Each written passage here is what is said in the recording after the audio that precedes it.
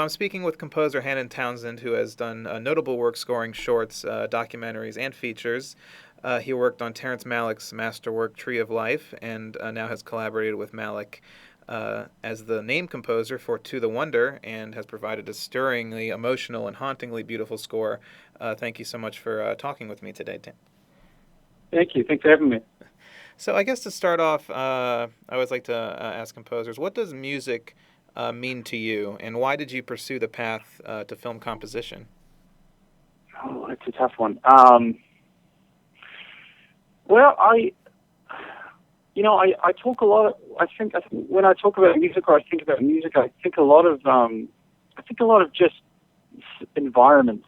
To be honest, I grew up in New Zealand, and I grew up right on the ocean, and it's funny I'm living in Texas now, but having moved from a place where the ocean isn't around. There's this sense of it's just that you feel like there's something kind of missing from your life, And I think of music in the similar way that I think of like the ocean, and it's just always the way I have, I like to music I create. I like to kind of create soundscapes, and I like to use those environmental sounds kind of influence the way I write music. So it's really rooted in, to some degree, in my experience with nature. I love nature. I love spending time around it, and I think in many ways I think that's kind of where I really find and continue to find my voice in music is through nature itself. That's really, I mean, that's also kind of, because I'm not a composer, but from a visual sense, that's why I love Terrence's films. Like, I mean, watching Days of Heaven or Thin Red Line and Tree of Life, it's what really inspires me, just through the visual standpoint at least, and I think that translates to all the music that's used in his films. So, I mean, you worked on Tree of Life. How did you know Terry beforehand, or how did you meet him and get involved with that film? There was kind of a funny story that one of the producers or associate producers at the time put a call out at the University of Texas, which is where I was studying. Mm-hmm. I was doing a study abroad for a year just from New Zealand, and my professor said to me, "Hey, there's a certain director, unnamed." They didn't say, of course, it was Terry. Right. Unnamed director who's looking for a sort of young composer to sort of help out with little bits and pieces here and there. And so, hell yeah, that's what that's what I came over to the States for. So, but I didn't realize it was him. And then I went into the office to meet with the associate producer, Nicholas Gonda, who is the one of the lead producers now. And he sort of was like, well, it's Terrence Malick, and I was like, oh boy, I see why they didn't say who he was. So that's how I kind of started working, and then and I was kind of going in every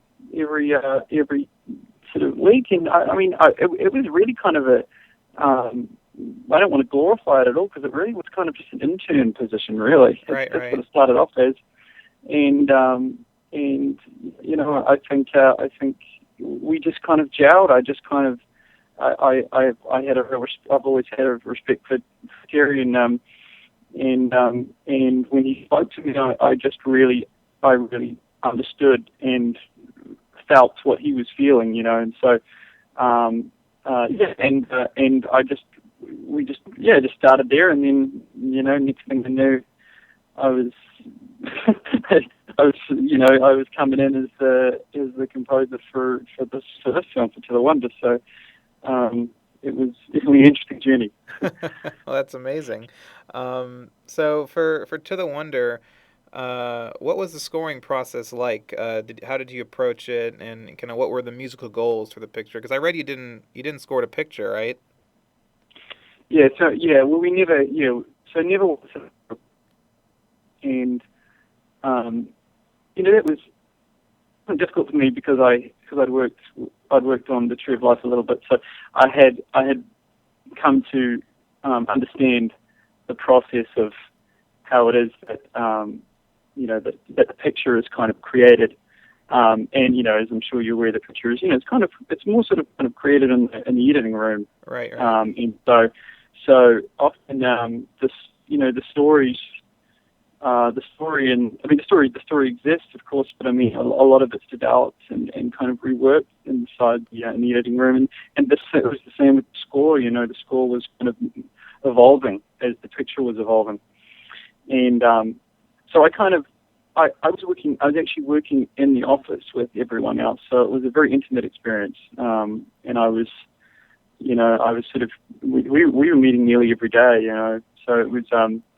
There was a lot of there was a lot of back and forwards, a lot of discussions, a lot of this, a lot of that. It was really, everything felt like kind of an experiment, Oh, right, yeah. and those experimentations were sort of um, in their own form, kind of take on. A lot of them took on their own life, and maybe to some degree those were some of the experimentations of the things that it eventually made to the final cut. I'm not 100% sure about all of that, but I can speak on in terms of the score. A lot of it was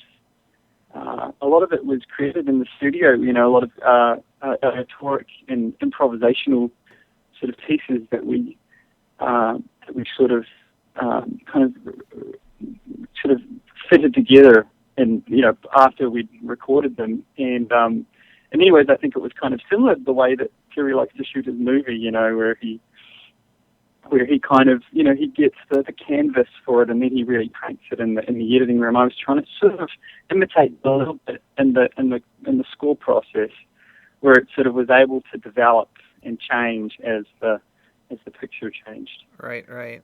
And so where did I guess the creative inspiration come from? Since you weren't, you're kind of giving him the pieces to build together. Did you read the script? Did it come from discussions with him? Was he really sure of what he wanted, or did he let you kind of branch out and do what you wanted to do? Well, there was I never read the script. I never even.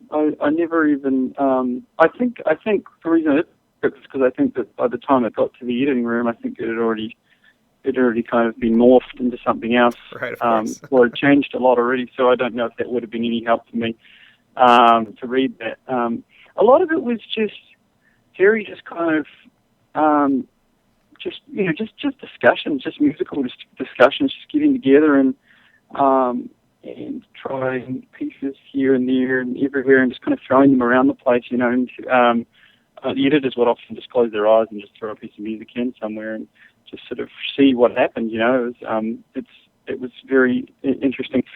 But that said, I think I know a lot of past composers that have worked with Terry talk about the river theme, and that's a kind of recurring right. sort of piece of music that Terry does often want to have for the picture. And I would say that if there was a river theme, which there was kind of, I remember him talking to me about that at some point, that would have probably been Marina's theme, which is, the waltz and, the 3/4 piece that's sort of supposed to present her, really, represent her character in the film.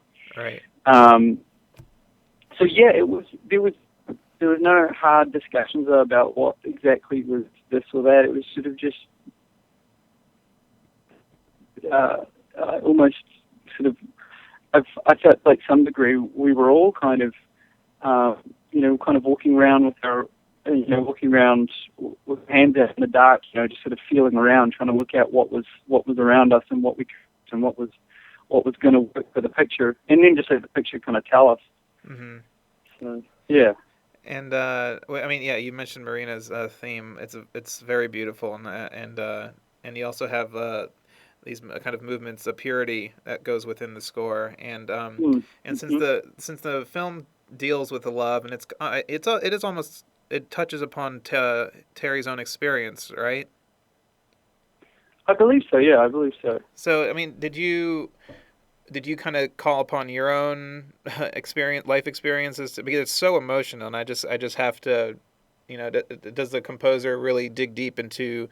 Did you dig deep into your own emotions and your own life past? To get to those places. Yeah, yeah. I really thought about it that much, but I couldn't help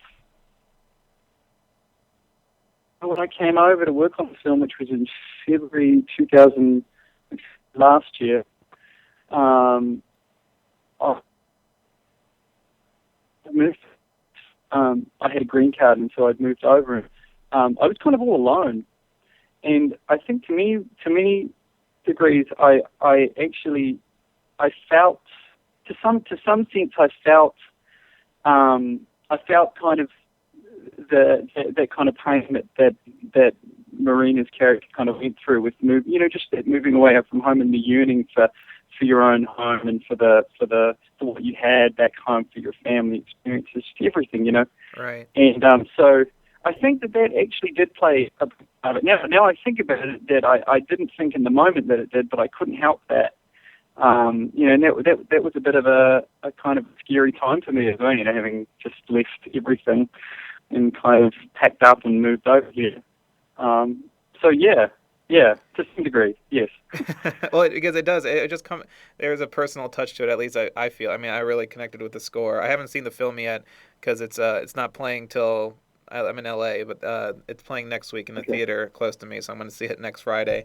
But it just I don't know. The music really connected with me, so I really loved it. Oh, thank you. And also Terry also known for using a lot of classical music and in some instances replacing the composer's original work, which is with his preferred pieces. Did you have any say with what the source music was going to be? Did you know how he was going to work it in, or did you just give him what he needed and kind of waited to see what he was going to do with it? Well, when I came on board, they had already started working on a lot of that stuff. So I think a lot of the pieces were already kind of in the, a lot of the pre-existing music was already in the cut, and a few of them came later on. But I didn't really have that much to do with that. That was sort of the editors, experimented a lot with different music, and there was a lot of different pieces used, and from my experience of being a part of the Tree of Life, I knew how Terry, or at least it seems that he really he really loves those pieces of music. I know he has a lot of.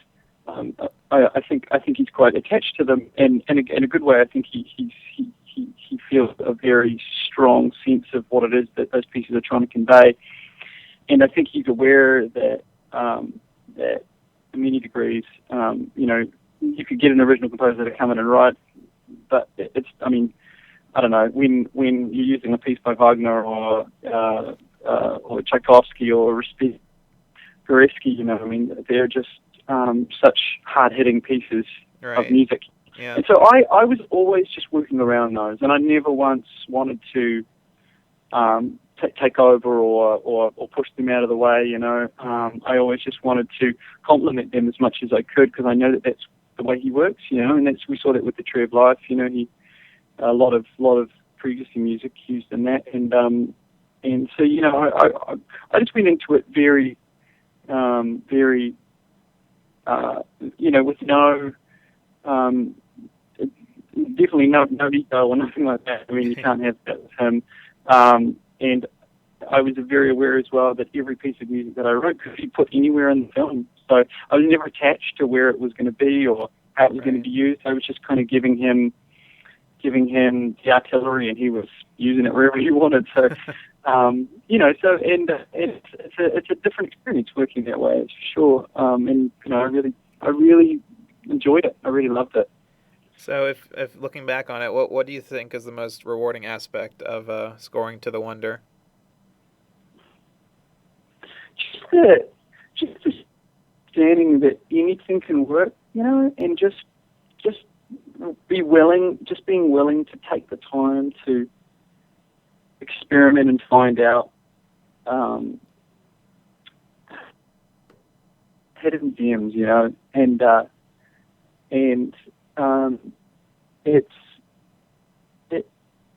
I mean, it's like Terry for me is quite a, in my perspective, I think he's quite a perfectionist, and I mean, when I see his work, I think he is, Right. um, and yet at the same time, he captures these moments that are just like these little gems, these little hidden gems, and sometimes they're not. I don't know. I mean, how can you perfect some of these moments? I don't know how he does. And so there's that there's that sense of just I don't know. There's that sense of just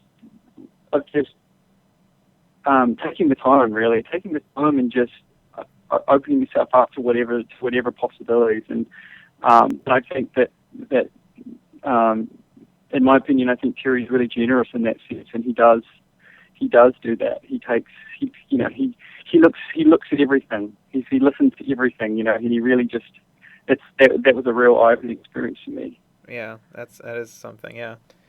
Mm. So if you could pick one adjective to describe working with Terry, what would it be? Um, because um, think about that. That's a hard one. I mean, um, oh gosh, I